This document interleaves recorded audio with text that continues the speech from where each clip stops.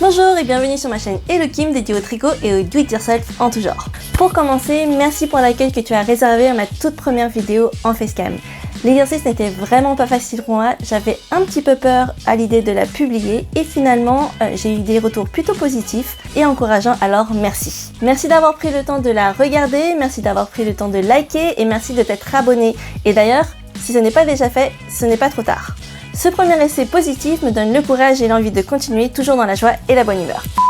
Donc la dernière vidéo a été publiée fin février. J'essaie de mettre en place un rythme régulier. Après voilà, avec le boulot, le quotidien, tout ça, c'est pas tous les jours facile de trouver du temps. Mais promis, je ferai de mon mieux, mais toujours tout ça dans la joie et la bonne humeur. Je l'ai déjà dit, mais c'est pas grave.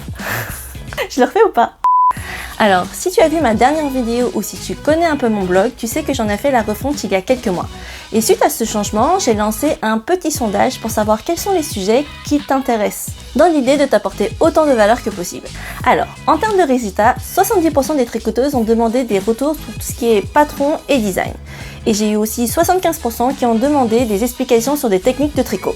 Et donc c'est de ça dont on va parler aujourd'hui. Alors, premier gros ouvrage qui est tombé de mes aiguilles, c'est le Waffle Sweater que je porte actuellement avec beaucoup de fierté.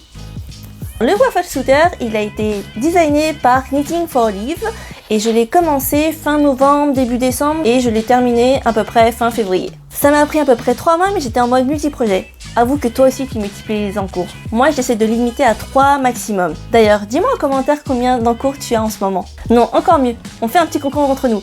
Dis-moi le maximum d'encours que tu as accumulé en même temps. Laisse-moi le nombre en commentaire et on verra laquelle d'entre nous est la plus tricopate.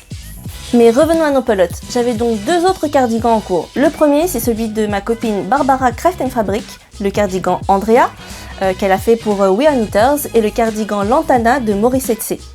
Et puis j'avais aussi quelques cadeaux de Noël, donc c'est pas vraiment représentatif du temps que ça peut prendre pour moi pour faire un pull. Habituellement, ça me prend 2 mois pour faire un vêtement, mais ça dépend de la taille des aiguilles et de la complexité du projet. Bref, si tu veux te lancer dans ce projet et que tu hésites ou pas, je vais te donner quelques informations sur la construction, les techniques utilisées et le matériel nécessaire. Sans oublier quelques conseils canons pour bien aborder le projet. D'ailleurs, reste bien jusqu'à la fin, je vais te faire une petite démo sur un enchaînement de mailles. C'est la partie la plus difficile du patron, histoire qu'on passe le cap ensemble. Nous voilà au cœur du sujet. Le Waffle Sweater se tricote essentiellement en rond avec des aiguilles circulaires en top-down, donc ça veut dire de haut en bas si tu ne parles pas vraiment anglais. On commence alors par le col pour lequel on réalise un ourlet pour une jolie finition. Après cette partie en côte 1-1, on enchaîne avec le motif gaufré et une rehausse pour le dos qui nous amènera à faire des rangs raccourcis. Les manches sont en raglan, donc les augmentations sont concentrées de part et d'autre des mailles du raglan. Une fois les manches formées, on sépare les manches du reste du corps pour tricoter le corps, puis les manches séparément et en circulaire. Pour finir, on tricote les bordures en côte 1-1 en faisant une alternance de mailles en droit et de mailles en vert. Le Waffle Sweater se dessine en suivant 2 motifs. Les côtes 1-1 pour les bordures dont on vient de parler, et le motif gaufré pour lequel on alterne les réductions et les augmentations ajourées. Le motif gaufré peut sembler un petit peu compliqué, mais il se dessine seulement en 7 mailles et 4 rangs, c'est donc assez facile de retenir. Après quelques répétitions, tu peux oublier le diagramme et le mettre de côté. Et c'est surtout le cas si, comme moi, tu es capable de lire les mailles telles qu'elles se présentent à toi pour savoir ce que tu dois tricoter après. Pour réaliser cet ouvrage, il faut maîtriser plusieurs techniques. Les techniques d'augmentation, le jeté et les augmentations intercalaires gauche et les augmentants intercalaires droite, les techniques de diminution, les 2 mailles ensemble et le surjet, les rangs raccourcis à l'allemande et aussi le rabattage souple. Ici, j'ai utilisé le rabattage tubulaire. Pour réaliser le Waffle Sweater et avoir son effet vaporeux, il y a plusieurs options possibles qui impliquent très souvent un fil en mohair. Le modèle original a été tricoté avec le fil Soft Silk Mohair,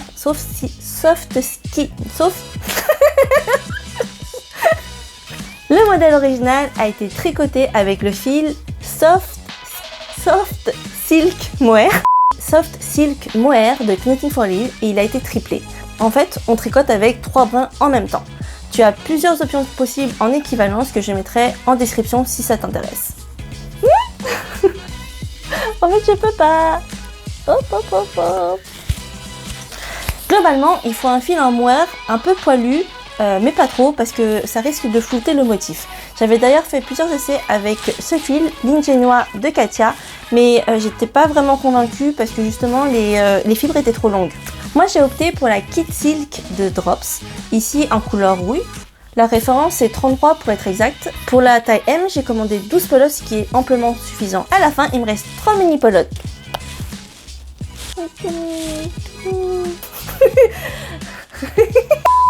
L'ouvrage se tricote en rond, on commence par le col, soit un petit diamètre. Alors j'ai choisi mes aiguilles de la marque Likeux qui ne font que 7 cm de longueur. Du coup, je n'ai pas été obligée de faire du Magic Loop. Pour les manches, j'ai réalisé les bandes en côte avec mes aiguilles encore plus courtes de la marque Chiago qui ne font que 5 cm de longueur. D'ailleurs, si comme moi tu détestes faire le Magic Loop, je te les conseille, c'est vraiment pratique. Pour les tailles d'aiguilles, il faut prévoir 3 tailles différentes, 3,5, 4,5 et 5,5 mm. La plus grosse partie se tricote en 5,5. Les côtes, elles, se tricotent en 4,5 mm et il y a une petite portion du col qui se tricote en 3,5 mm, ce qui permet d'avoir une très jolie forme. Si tu veux en savoir plus sur les aiguilles circulaires, je te mets quelques liens dans la description. Pour le reste du matériel, il faut prévoir des anneaux marqueurs, au moins un pour le début du tour ou plus si tu as peur de louper le raglan. Comme je le disais, le waffle shooter demande de la maîtrise de diminution et d'augmentation. La principale difficulté réside dans le motif qui est assez travaillé. Mais encore une fois, le motif il se dessine uniquement en 7 mailles et 4 rangs, donc c'est assez facile de le mémoriser. En plus, si tu arrives à lire les mailles telles qu'elles arrivent, tu peux en déduire ce que tu as à faire. Il faut donc être assez concentré quand tu tricotes ou alors avoir une bonne mémoire. Personnellement, j'ai réalisé 3 ou 4 échantillons avant de commencer, donc j'étais plutôt bien rodée. Le patron est disponible en français, donc si tu n'es pas à l'aise avec l'anglais, c'est tout bon. Concernant la qualité du patron en lui-même, il a très peu de coquilles, par contre il est imbuvable. Le texte est assez petit, les interlignes sont très serrées, donc en termes de confort de lecture, il faudra repasser. Là où tu peux avoir une difficulté si tu n'as pas l'habitude, c'est l'enchaînement des mailles quand tu as un surjet au milieu d'une maille envers et d'une maille endroit, ou vice versa. D'ailleurs, on voit ça ensemble tout à l'heure. Voici quelques conseils que je partage avec toi pour que tu puisses attaquer l'ouvrage sereinement et le réussir. Pour commencer, il te faut faire un échantillon. Je suis clairement de celles qui zappent jamais cette étape. Et d'ailleurs, si tu veux savoir pourquoi l'échantillon est indispensable, j'ai écrit un article sur le blog à ce sujet. Si tu en doutes encore, je te mets un lien dans la description. Pour le waffle sweater, faire l'échantillon a aussi une autre utilité. Te familiariser avec le motif gaufré. Tu verras certainement moins d'erreurs après. Sinon, comme je le disais, le texte du patron est assez petit et la mise en forme est assez basique. Je te conseille de marquer avec de la couleur les passages importants sans oublier les décomptes de mailles selon la taille choisie. C'est un réflexe que j'ai souvent parce que j'imprime systématiquement mes patrons. Et je dis souvent des feutres pour ça. Ce qui aide beaucoup dans la réalisation du waffle sweater, c'est la capacité à lire les mailles telles qu'elles se présentent. Si tu sais pas comment reconnaître une maille qui a été préalablement tricotée à l'envers ou à l'endroit, c'est le moment de te pencher sur la question, parce que ça aide vraiment à gagner du temps et à détecter les éventuelles erreurs. Les finitions d'un ouvrage sont pour moi aussi importantes que tout le reste, voire même plus importantes en fait. C'est souvent dans les détails qu'on voit la qualité d'un ouvrage. Les bordures sont tricotées en côte 1-1 et donc c'est le genre de poil qui demande un rabattage souple. Moi, je recommande vraiment la technique du rabattage tubulaire. En fait, il s'agit d'un rabattage à une aiguille. Alors, cette technique demande un peu plus de temps qu'un rabattage classique, mais le résultat est vraiment satisfaisant. La finition est très jolie et elle garde une élasticité qui est très bonne. En conclusion, l'ouvrage semble complexe, mais finalement, il se tricote très bien quand on a un peu d'expérience. Le motif n'est pas un vrai obstacle. La construction du col avec son revers donne un résultat vraiment joli sans qu'il ne soit trop lourd. Tricoté dans un fil mohair et un point gonflant, le waffle sweater a un effet vaporeux que j'aime beaucoup. J'ai pris beaucoup de plaisir à tricoter cet ouvrage et du coup, c'est un vrai modèle que je recommande. Passons aux travaux pratiques. Le motif gaufré est dessiné grâce à une alternance d'augmentation, ajourée et de diminution. Ici, on est amené à enchaîner maille envers, jeté et maille endroit, ou le contraire, maille endroit, jeté et maille envers. Cet enchaînement n'est pas très intuitif, mais je vais te montrer comment on procède.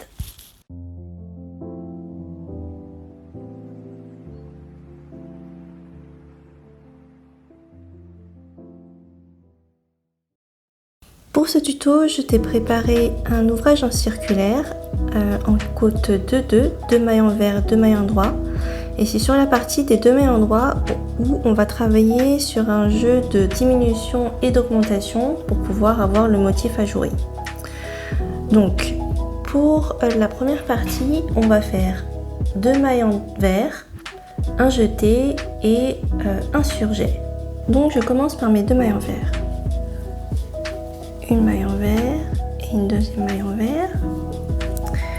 Et pour avoir un motif ajouré ici et une maille endroit pour la suivante, il faut que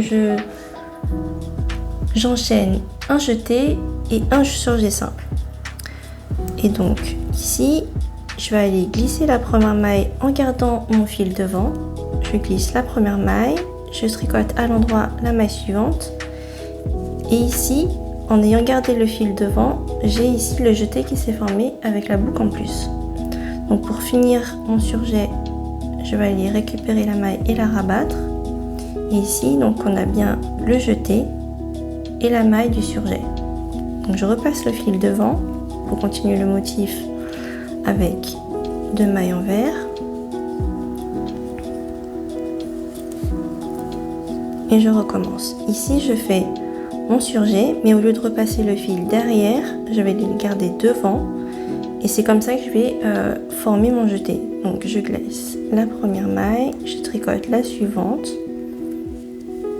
Ici, j'ai mon jeté qui s'est formé. Et pour finir le surjet, je vais aller rabattre ici le fil. Donc j'ai donc ma maille envers, le jeté et le surjet. Je repasse le fil devant et je tricote 2 mailles envers. Ici, j'ai de nouveau le jeté à former et le surjet. Donc au lieu de passer le fil derrière pour faire un surjet en droit, je le garde devant. Je glisse une maille, je tricote la suivante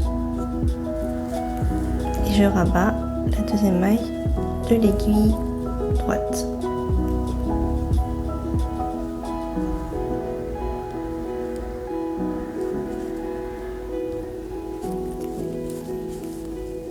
Et je poursuis jusqu'à la fin du tour.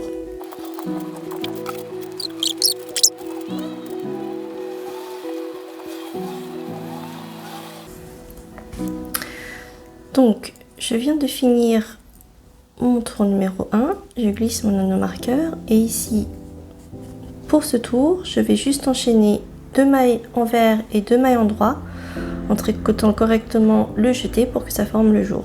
Donc, je repasse le fil devant pour faire 2 mailles envers.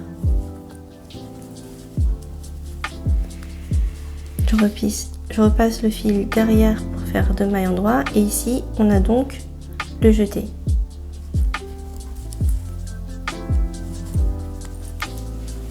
Et donc là on a le jour qui s'est formé. Je continue, donc 2 mailles envers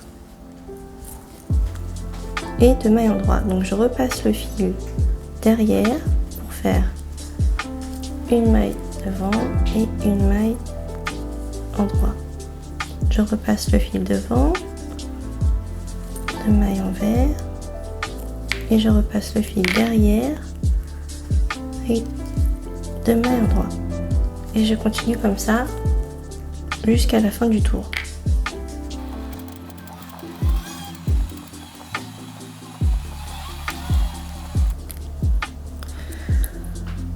Donc je viens de terminer mon deuxième tour. Pour le troisième tour, on va enchaîner 2 mailles envers, 2 mailles ensemble à l'endroit, un jeté et 2 mailles envers.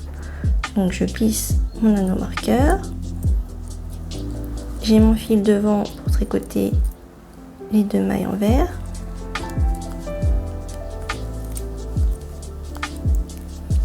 Et je repasse le fil derrière pour faire les 2 mailles ensemble à l'endroit.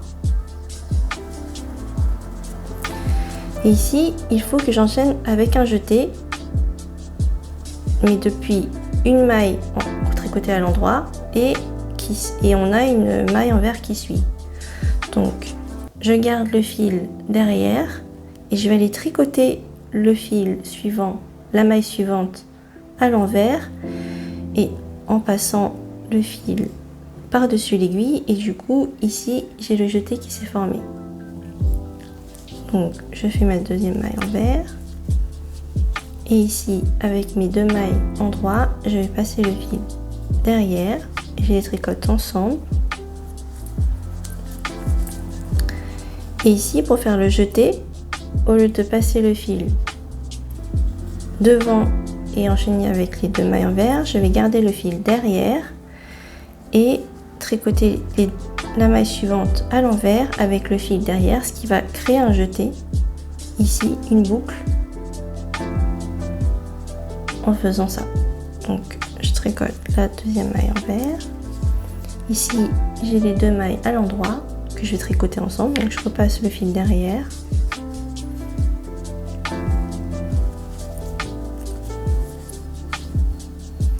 Et donc je dois enchaîner avec une maille envers, mais entre les deux il y a le jeté. Donc au lieu de passer le fil devant pour tricoter à l'envers, je le garde bien derrière, ce qui va former une boucle quand je passe le fil au-dessus de l'aiguille droite. Donc là, j'ai le jeté qui s'est formé. Donc je continue jusqu'à la fin du tour.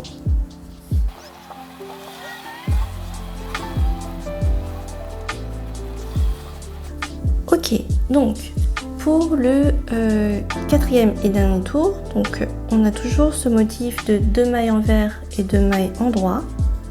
Et donc je vais tricoter la deuxième maille envers ici et les 2 mailles endroit. Donc la première maille endroit elle se présente correctement. Mais ici donc on a la deuxième maille endroit qui est un peu bouleversée. Donc on a les deux jambes ici de la maille précédente, mais c'est pas celle-là qui nous intéresse, c'est celle-ci, c'est le jeté qu'on a formé, qu'on va tricoter. Mais il n'est pas tout à fait dans le bon sens, donc on va aller la remettre bien comme il faut. Donc pour ça, je vais aller récupérer avec mon aiguille droite la maille qui est derrière, je la repasse devant, et avec mon aiguille gauche, je vais la récupérer. Et comme ça, ici, elle est dans le bon sens. Et je peux la tricoter à l'endroit. J'enchaîne avec 2 mailles envers. Et là, on a les 2 mailles endroit. Donc, je repasse le fil derrière. J'ai ma première maille des 2 mailles endroit qui se présente correctement. Et ici, donc, on a le jeté qui s'est formé, mais à l'arrière de l'ouvrage. Et donc, ce ne sont pas ces deux jambes-là qui vont nous intéresser. Il faut bien faire attention. C'est bien le jeté qu'on a formé derrière qui nous intéresse.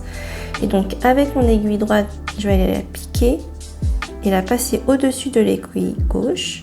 Je la repasse devant et avec mon aiguille gauche, je vais la récupérer depuis en bas. Et donc là, elle est dans le bon sens. Et je peux la tricoter à l'endroit. Voilà. Donc là, j'ai bien le jour qui s'est formé. Donc je repasse le fil derrière pour tricoter les 2 mailles suivantes qui sont 2 mailles envers.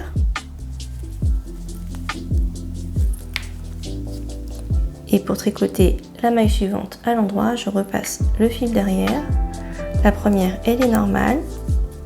Et ensuite, on a le jeté qui va se présenter, mais à l'arrière de l'ouvrage. Donc, au lieu de tricoter celle qui est ici, je vais bien récupérer le jeté que j'ai formé là. Donc, pour ça, je pique avec mon aiguille droite dans la maille. Je la passe au-dessus de l'aiguille gauche. Et ensuite, avec l'aiguille gauche, je la récupère depuis en bas. Donc là, j'ai fait le transfert de maille et la maille se présente comme il faut pour la tricoter. Et je continue comme ça jusqu'à la fin du tour.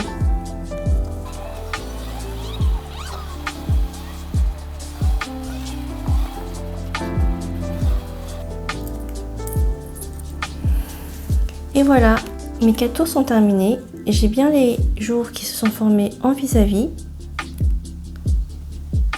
Ici le jour à droite et ici le jour à gauche, et elles ont à peu près la même taille.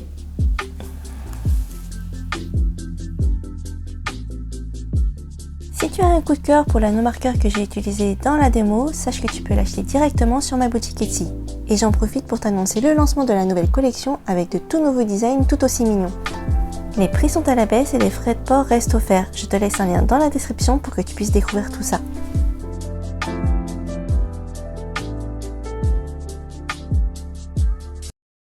Voilà, cette vidéo est maintenant terminée. J'espère qu'elle a pu lever toutes les interrogations que tu pouvais avoir sur ce sujet, celui du waffle sweater. Si ce petit moment avec moi t'a plu, lâche un commentaire, ça fait toujours plaisir, avec un petit like pour m'encourager. Et bien sûr, abonne-toi à la chaîne pour ne pas manquer la prochaine vidéo. D'ici là, prends soin de toi, prends soin de tes proches. Je sais que c'est une période vraiment difficile et que c'est pas facile pour tout le monde, alors je t'envoie plein de pensées positives et plein d'amour. À très bientôt.